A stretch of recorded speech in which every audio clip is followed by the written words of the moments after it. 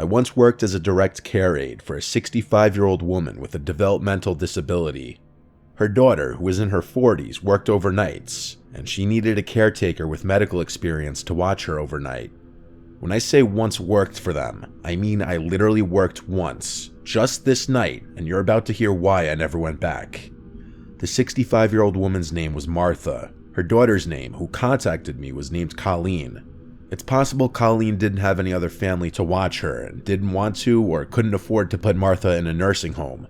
Or it was possible that she felt more comfortable hiring somebody with some form of experience to watch over her. At the time, I was already a direct care worker for 2 other women who suffered some forms of developmental disabilities, so I had experience. But nothing prepared me for that night. Colleen left for work. Earlier that day, I worked my first job, so I was really pushing my body to exhaustion, trying to make as much money as possible. Colleen had introduced Martha and I. Martha had given me a smile before Colleen brought her upstairs to her bedroom for the night. It was around 9 p.m. Colleen told me that Martha would sometimes walk around the house at night acting confused, and I'd need to calm her down and bring her back to her room. She specifically addressed this not to be a form of sleepwalking when I asked. She said it's one of the symptoms of her mother's dementia. I told her to rest assured that I'd know how to handle it. I spent my time initially in the living room catching up on my show. These jobs aren't super glamorous, and for the most part, it is a lot of sitting around. I heard footsteps from upstairs. I went to the stairway and looked up the stairs, then called Martha's name, asking if she needed anything. She didn't answer. I heard her footsteps go back to her room, and then the door closed. Maybe she went to the bathroom. I went back to the living room and watched some more TV. It was maybe an hour later that I got up to grab my sandwich that I brought from the fridge. As I left the kitchen with a plate and my sandwich to go back to the couch, I nearly had a heart attack and dropped the plate when I saw Martha standing at the doorway. Glass shattered everywhere. I apologized to her and asked if she was okay. She started yelling at me, "Who are you?" I reminded her who I am. I'm her direct care worker here to make sure she's okay. Everything she said at this point was in a loud scream. "Why are you here? I don't know you," things of that nature. I reminded her that we had just met, and that her mother Colleen hired me to watch her and the house. This seemed to work for long enough for me to get her to come back upstairs with me and to her room. I brought her up a glass of water and some melatonin and clonazepam. I made sure she took both before going back downstairs. After a few hours, I was absolutely exhausted. I had to get a couple hours of shut-eye. There was a spare bedroom upstairs with a twin-size bed where Colleen said I could rest if needed. I felt like at this point Martha was asleep for the night from the melatonin. I fell asleep within minutes, but I was asleep for only maybe an hour. I woke up to a sound from downstairs. It was this repeated slamming. Every 1 to 2 seconds, something from downstairs was being slammed. I jumped out of the bed. I had left the bedroom door open so that I'd hear anything if Martha got up. Case in point right here. When I got to the stairs, I realized the slamming was coming from the kitchen. I walked down the stairs in as quick of a speed as I could while still remaining quiet. Getting to the bottom, I peered around the opening to the kitchen, and what I saw was like a scene from a scary movie I'd seen before. I saw Martha in the darkness, standing in front of the oven, repeatedly opening it and slamming it shut. It was horrifying. When I say I saw Martha, I really only saw her silhouette. It was that dark in the kitchen. I said Martha really loudly, and she stopped, turned to her left at me, shut the oven door one final time, and started walking towards me, towards the stairs. I said in a now softer, kind of scared-sounding voice, "Are you okay?" She got close enough to me where I could now see her facial features, and she looked at me with this blank expression, then walked right past me and started walking up the stairs. I followed her upstairs, but as soon as she got to her room, she slammed her door shut. I knocked on the door saying, "Martha, are you alright?" She didn't respond.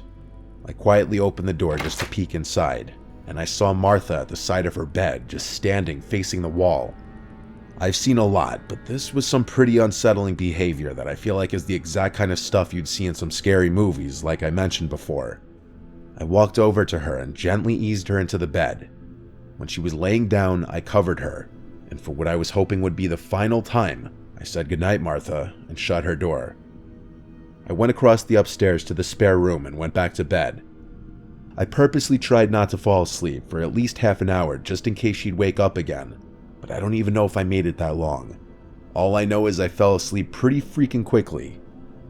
I woke up once again, however much later. The room was still pitch black, and the 1-hour alarm I set had not yet gone off. I looked around the room, wondering what woke me up. I didn't see what it was until I heard a sound from inside the closet.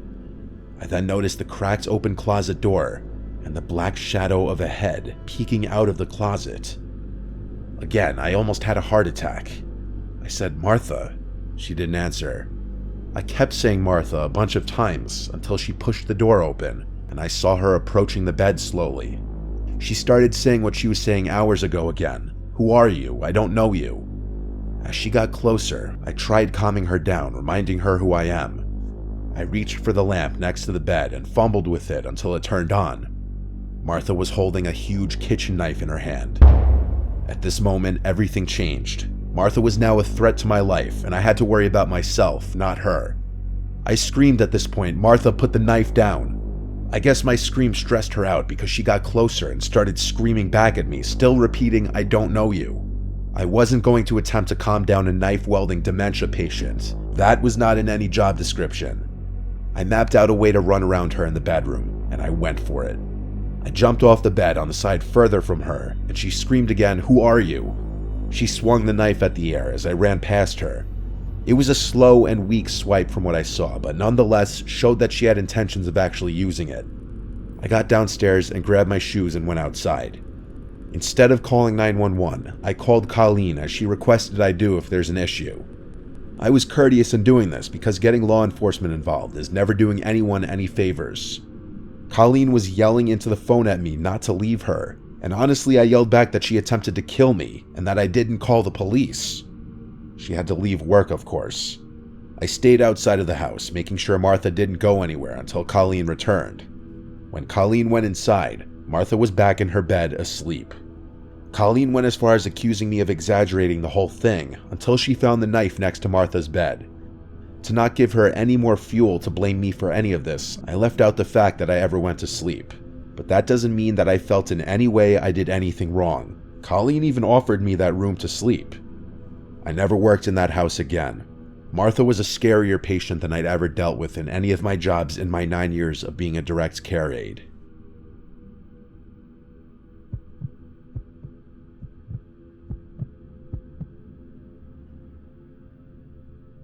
It was my first day working for this plumbing company. I was called in for my first job to this house out of town. The plumbing company had 5 employees, and the owner would choose who does what job.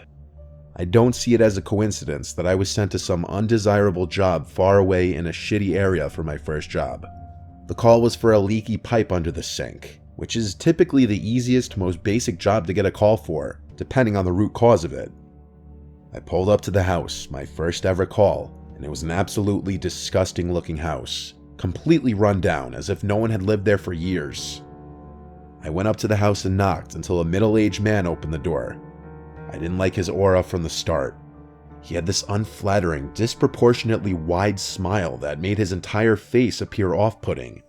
His voice was also really soft and high-pitched, not the voice I was expecting to come out of his mouth. Or maybe it was, given his unusual appearance. He welcomed me inside of the house. I realized there wasn't a single piece of furniture in the house. "Just moved in?" I asked him. He replied yes and then chuckled. Or maybe I should say he giggled because it was just a weird, high-pitched little laugh. He brought me to the kitchen, and the first thing I did was set my stuff down on the counter, then open the cabinets under the sink. I slid myself under the sink and started to examine the pipe, specifically looking at the P-trap and the lock nuts to make sure they weren't overly tight or loose. I noticed the man was standing directly over me, his legs spread wide so that I was sandwiched between both of his feet. It was extremely uncomfortable. I asked him politely to give me some space, and he backed up a bit, but not enough that would make me feel comfortable. I realized that I didn't see any water leaking at all, so I got out from under the sink and tried running the water, but no water came out of the faucet. I looked at the weird man and asked him why the water wasn't running. He said he must have shut off the main water valve without realizing it. When I say I stood there speechless for a few seconds, I'm not exaggerating. I asked him bluntly, how do you do something like that by mistake? He smiled and shrugged his shoulders. I asked him to go turn the water valve back on. He turned and said he'd be right back, and I saw him leave the kitchen, but then I heard footsteps walking upstairs. I'd never in my life heard of a water valve being upstairs in any house. I knew something was off with this guy and the situation. Everything from the condition of this house to his mannerisms. And then I started hearing multiple sets of footsteps from upstairs, coming down the steps quickly. In a split second, I decided I was out of there. I grabbed my stuff and quickly walked out to the front door and to my van. I'm a pretty large and loud dude, so I'm not really intimidated very easily by people in a physical way. But there was something about that situation and that guy that told me that some shit was about to go down. I looked at the house for a second, and then I drove away. I called Dave, my boss, letting him know it was just some kind of prank, because that just sounded better than me saying I was scared of that guy. I did a few minutes worth of investigating and found out that was just a vacant, abandoned house. I got the number that made the call for the alleged leaky pipe from Dave, and it turned out to be a voice over IP number, not even a real number. I reported this shady encounter with the local police department just so that they would be aware of it and maybe close off that house. I've never had a reason to return to that sketchy part of town again. I only worked for that specific plumbing company for about a year.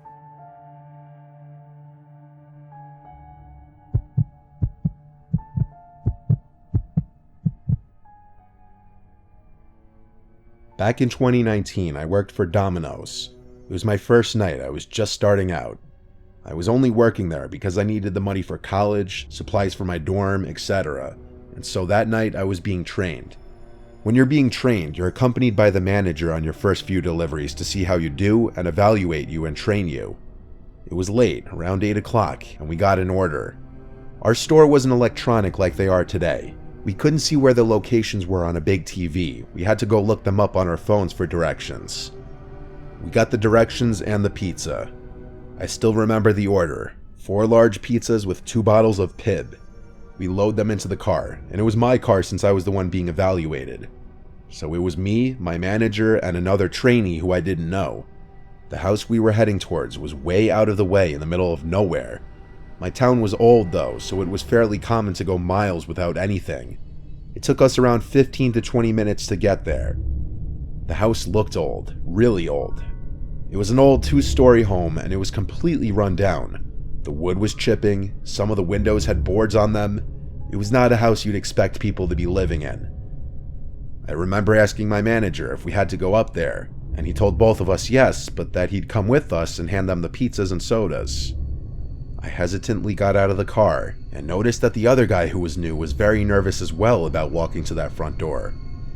We finally started making our way to it when the other trainee said he thought he saw someone watching us from the furthest window from us, upstairs. Our manager told him he's just paranoid and that this shouldn't take more than a minute or two, making sure to tell us to stay calm and be nice. I don't know how I had the courage to ring the bell, but I did, which of course didn't work. So my manager pounded on the door. No answer. We waited about 15 seconds and knocked again, harder this time. Still no answer. We were all getting impatient, and there was a smell of something rotten. We couldn't tell if it was the house or if something inside had died. Finally, after about a minute of impatiently waiting, someone opens the door, but not completely. They open the door only showing part of their face and asking who we were and what we wanted. My manager said we had their pizza, and the guy quickly unlocked the door and acted all friendly towards us. It freaked the 3 of us out. It was an older gentleman, in his 50s at least. He told us it took him a while to open the door because it's hard for him to get around or some shit. Our manager handed him the receipt and asked if he was paying with cash or a check, and the man told us he'd be back with the money. He left the front door open, so I looked around to see what the house looked like inside. Empty. Completely empty. No furniture or anything in that house. Just the floor and a couple of blankets. Obviously, this guy was homeless and was just living here since no one else was. That's when we heard footsteps coming from upstairs. More than one person, too. That's when we got uncomfortable about the situation. The realization of what the other employee said became true. Someone was probably watching us as we walked to the front door. My manager yelled out if the man had the money yet, but he never got a response back. The footsteps stopped. Everything just stopped. It became silent. You could just hear the three of us breathing. My manager told us to stay at the front door in case the man came back, and that he'd go around the house to see if the man needed help or something. We nodded at him and he walked towards the back. The two of us heard footsteps, but not from upstairs. They were coming from below us somehow. We both looked completely puzzled and confused, and honestly uneasy about this entire situation. That's when we heard our manager scream and heard frantic running. He ran to the front of the house where both of us were and told us to go back into the car and that we're leaving. I've never driven a car faster in my life. My manager explained to us that when he was walking around to the back, he saw a group of people in the darkness surrounding a sort of makeshift campfire, but it was very small. He got closer to them and noticed in the middle was a baby deer. The group of men were sitting around laughing at it as if they found it funny. The minute he said that, my heart almost stopped. The new guy and I quit right after, and I heard the manager quit a month after this. I'd never worked a delivery job again. Obviously, we walked into some kind of cult meeting, and I'm just glad we left when we did.